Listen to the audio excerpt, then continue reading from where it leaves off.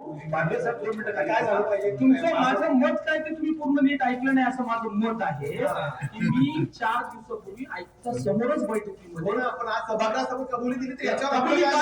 कबुली का दिली त्यांनी कारण त्या 15 दिवसापासून त्याच्यामध्ये परेशान आहेत की ते कॉन्ट्रॅक्टर येतो आणि शिफ्टिंग करायला गेलं की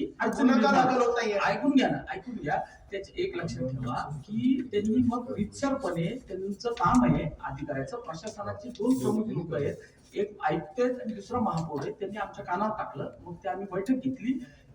जे कोणी संबंधित आले होते तिथे त्यांना सुद्धा सूचना दिली की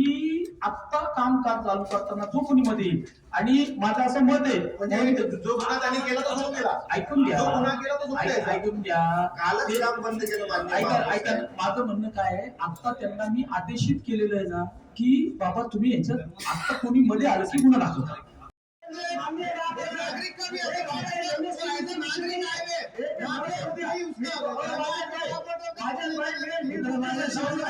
मी तुमच्या